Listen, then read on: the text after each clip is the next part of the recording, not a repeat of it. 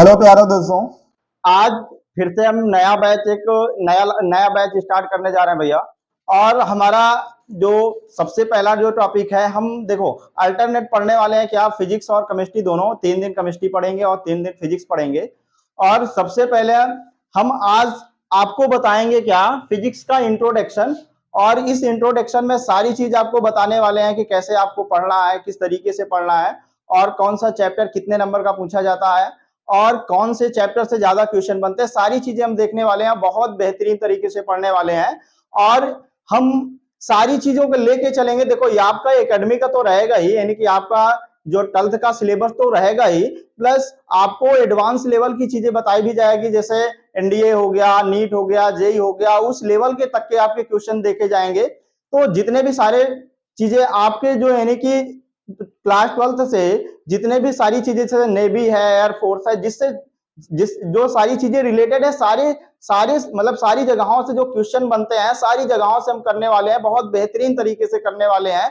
और आपको बहुत बेहतरीन चीज से बहुत बेहतरीन तरीके से सिखाया जाएगा और एक ट्रिक के माध्यम से बताया जाएगा। तो चलो देखते हैं कि हमारा आज का जो इंट्रोडक्शन है, फिजिक्स क्लास 12th का इंट्रोडक्शन है। हम देखने वाले हैं कि हम जैसे पार्ट 1 है, पार्ट 1 में कौन कौन सी इकाइयां हैं, कितनी इकाई है, कितने चैप्टर हमको पढ़ने हैं। तो देखो जैसे पहला जो इकाई है हमारा, इकाई नंबर क्या है, देखो स्थिर वैद्युत की यानी कि इलेक्ट्रोस्टैटिक्स है, जो पहली इकाई है। इस इकाई में हमको जो पढ़ना है भैया, वैद्युत आवेश। देखो पहला जो चैप्टर है हमारा वैद्युत आवेश तथा वैद्युत क्षेत्र। दूसरा जो हमारा है वैद्युत फ्लक्स तथा गॉस का प्रमेय। और तीसरा जो चैप्टर हम पढ़ने वाले हैं, वो तीसरा चैप्टर हमारा विद्युत विभव तथा विद्युत यानी कि वैद्युत विभवांतर। ये वैद्युत विभव तथा वैद्युत विभवांतर जो हमारा चैप्टर नंबर क्या होगा, 3 होगा। और अगर हम चैप्टर नंबर 4 की बात करते हैं, तो जो चैप्टर नंबर हमारा 4 है, वो परावैद्युत पदार्थ तथा वैद्युत धारिता, ये हमारा चैप्टर नंबर 4 हो गया। तो ये इतने यानी कि ये 4 चैप्टर जो हम पढ़ेंगे भैया, वो इकाई 1 से पढ़ेंगे। कहां से पढ़ेंगे, इकाई 1 से पढ़ेंगे, और बहुत बेहतरीन तरीके से आपको पढ़ाया जाएगा। अब देखो जैसे अगर इकाई हम 2 पढ़ने वाले हैं, जैसे इकाई 2 की बात करते हैं, तो इकाई 2 हमारा क्या है, विद्युत धारा। क्या भैया, विद्युत धारा है। और इस चैप्टर में 2 चैप्टर हैं, एक एक वैद्युत चालन, एक वैद्युत परिपथ तथा किरचॉफ का नियम। जैसे वैद्युत चालन में आपने हाई स्कूल में बहुत सारी चीजें पढ़ा होगा। ओम्स का नियम क्या होता है ना, ओम का नियम क्या होता है, और ओम से जितने भी ओम के नियम का निगमन क्या है। और आपने पढ़ा होगा इसमें प्रतिरोधों का संयोजन क्या होता है ना, समांतर क्रम श्रेणी और समांतर क्रम संयोजन, श्रेणी क्रम संयोजन, ये सारे टॉपिक हम यहीं पे देखने वाले हैं। जैसे आपने पढ़ा होगा विशिष्ट प्रतिरोध क्या होता है, वैद्युत चालन क्या होता है, जितने भी सारे टॉपिक हैं यहां से हम पढ़ने वाले हैं। अब जैसे हमारा ये वैद्युत परिपथ तथा किरचॉफ का नियम, अब इस चैप्टर में ये हमारा इकाई 2 का दूसरा चैप्टर होगा, यानी कि वैद्युत परिपथ तथा किरचॉफ का नियम। जैसे वैद्युत परिपथ की बात करते हैं, तो वैद्युत परिपथ में हम क्या पढ़ने वाले, जैसे वैद्युत सेल क्या होता है, वैद्युत सेलों का संयोजन क्या है, विद्युत वाहक बल क्या होता है, और टर्मिनल विभवांतर, विद्युत वाहक बल में अंतर क्या होता है। तो ये सारी चीजें हम किस में देखने वाले हैं, इस चैप्टर में देखने वाले हैं। किरचॉफ का नियम, किरचॉफ का नियम जो आप पढ़ोगे, जैसे किरचॉफ का नियम 2 नियम होते हैं, एक विभव का नियम होता है, एक धारा का नियम होता है। तो दोनों नियम हम यहां से पढ़ने वाले हैं, बहुत बेहतरीन तरीके से पढ़ने वाले हैं।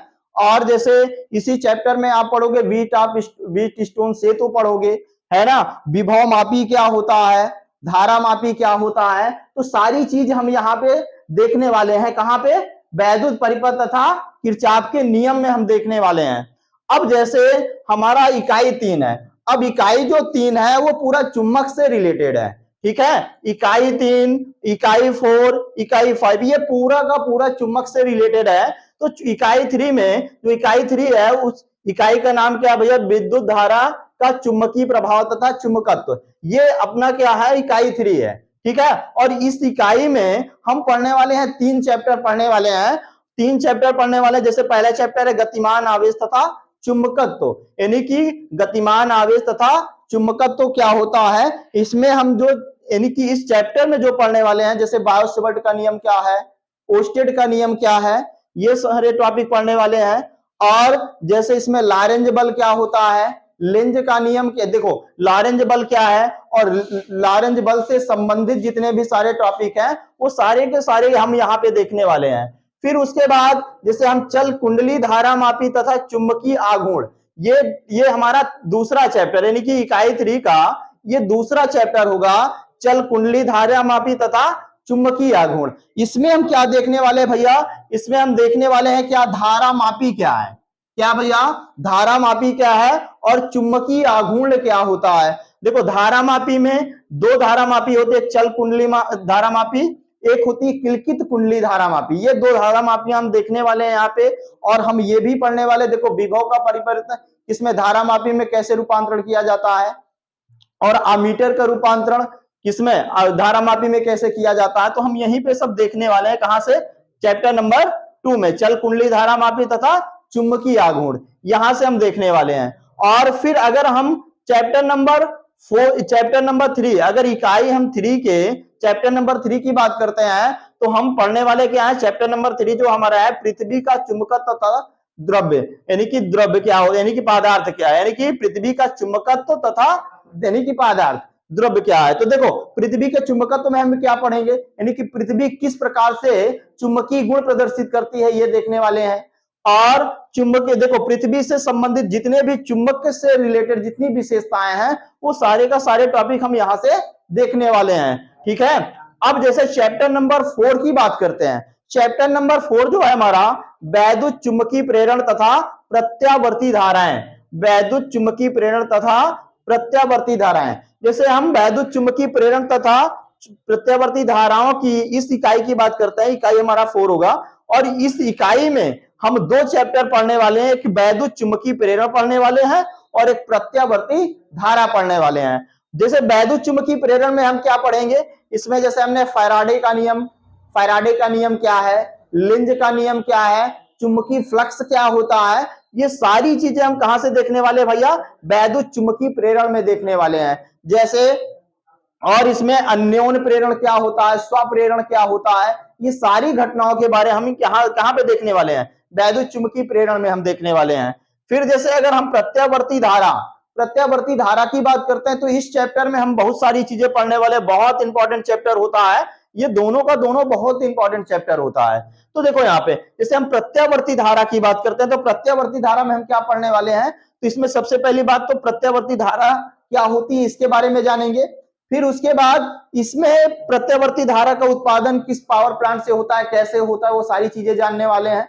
और इसी में हम पढ़ेंगे भैया ट्रांसफार्मर के बारे में, पढ़ेंगे ट्रांसफार्मर के बारे में, बहुत इंपॉर्टेंट टॉपिक है। और ट्रांसफार्मर क्या होता है, ट्रांसफार्मर किस सिद्धांत पर कार्य करता है, उसकी संरचनाएं क्या है, सारी चीज यहाँ पे देखने वाले हैं। और इसी में हम देखने वाले हैं क्या भैया, डायनेमो देखने वाले हैं कि डायनेमो किस प्रकार कार्य करता है और कैसे बना होता है, वो सारी चीज, और डायनेमो किस सिद्धांत पर कार्य करता है, ये सारी चीजें हम देखने वाले हैं कहां से, प्रत्यावर्ती धारा से। फिर उसके बाद अगर हम वैद्युत चुंबकीय तरंगे, तो वैद्युत चुंबकीय तरंगों की बात करते हैं तो वैद्युत चुंबकीय तरंगों में इस इकाई में मात्र एक ही चैप्टर है जो हम पढ़ेंगे, क्या भैया, वैद्युत चुंबकीय तरंगे। ये 4 नंबर का क्वेश्चन यहां से बनता है, वैद्युत चुंबकीय तरंगे से मात्र एक चैप्टर होता है और बहुत छोटा टॉपिक होता है लेकिन बहुत इंपॉर्टेंट टॉपिक होता है। इसमें बहुत यानी कि कुछ चीजें हमको जैसे इसमें पढ़ेंगे भैया, क्या पहली बात तो वैद्युत चुंबकीय तरंगे होती क्या है, ठीक है। मैक्सवेल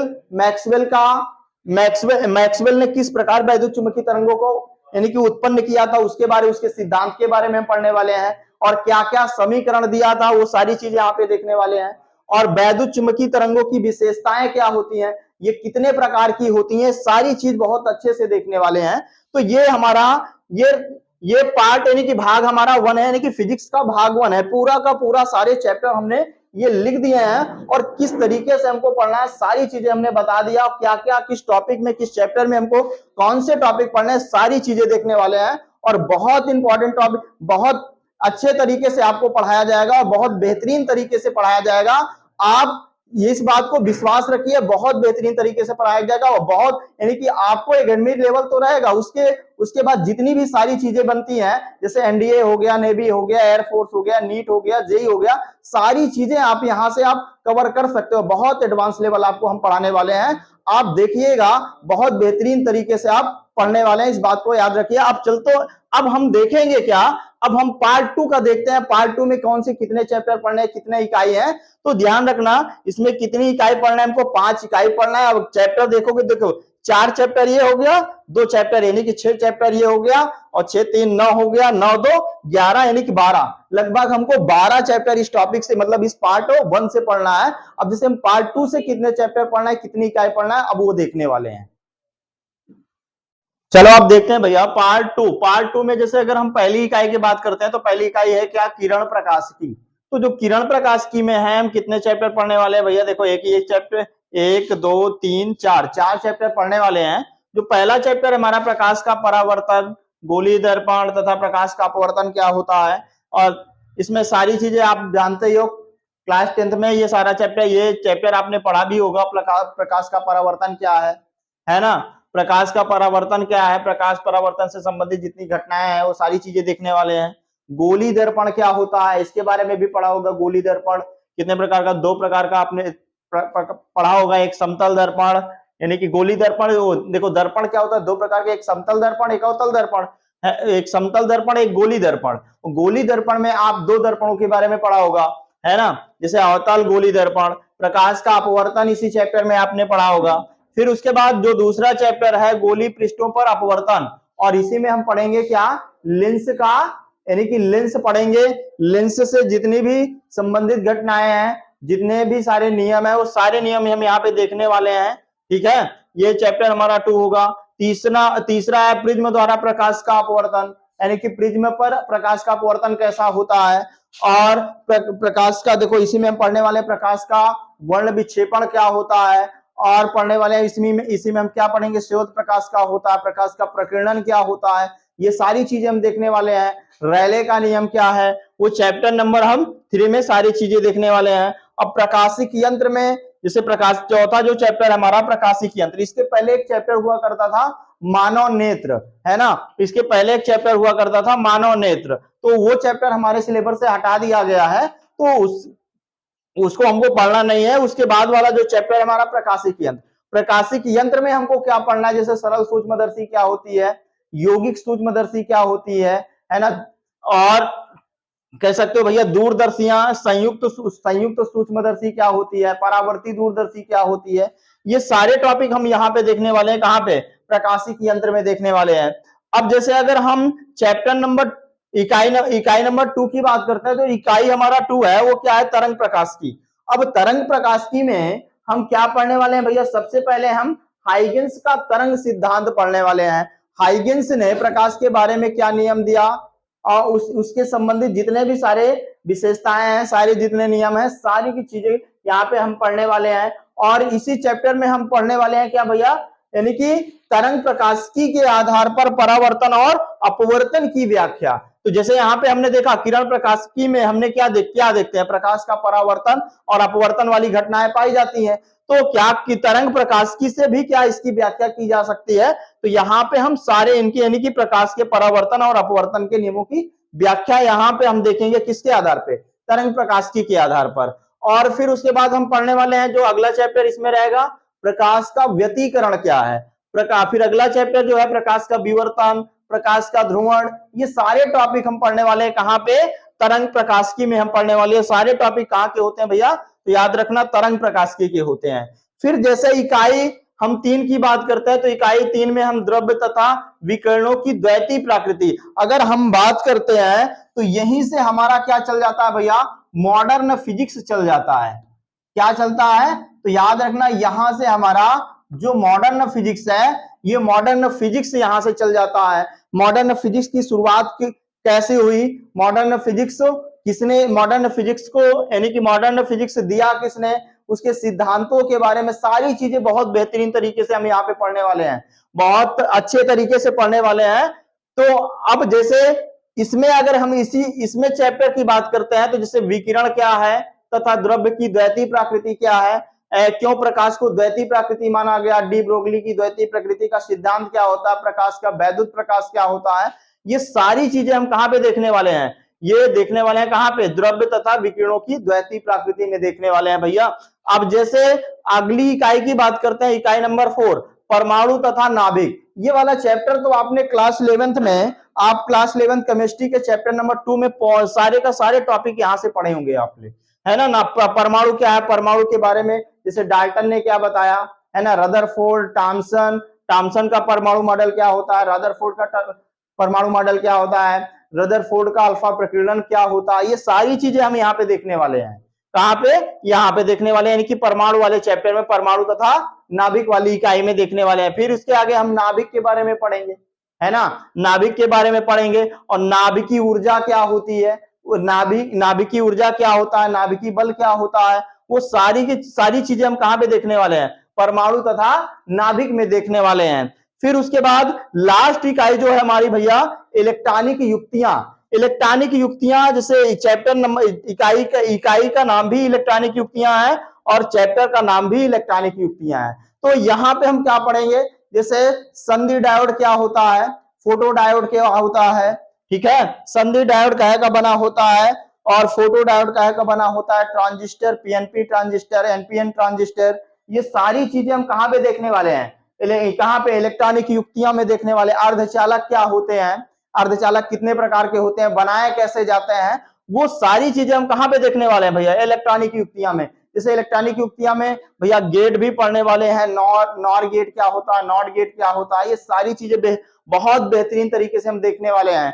तो ये सारे टॉपिक चैप्टर यानी कि पार्ट 2 के हैं, और पार्ट 2 में जितनी कितनी इकाइयां ली गई हैं तो देख लो भैया कितनी इकाई हैं, 5 इकाई हैं। अगर हम चैप्टर नंबर की बात करें तो 4 ये हो गया और 4 ये, यानी कि 4 टोटल, यानी कि 8 हो गया, 8 1 9, 9 2 11 और 11 1 12 चैप्टर, लगभग 12 चैप्टर इसमें भी है, 12 चैप्टर लगभग उसमें भी है। टोटल चैप्टर जो हम पढ़ने वाले हैं, यानी कि फिजिक्स में चैप्टर कितना, 24 लगभग चैप्टर हैं, और आपको बहुत बेहतरीन तरीके से सिखाया जाएगा और ट्रिक के माध्यम से सिखाया जाएगा। बहुत एडवांस लेवल की सारी चीजें भी बहुत बताई जाएगी और बहुत बेहतरीन तरीके से बताया जाएगा। बस आप विश्वास बना के रखिए, आपको बहुत बेहतरीन तरीके से पढ़ाया जाएगा, बस विश्वास आप बना के रखिए बस।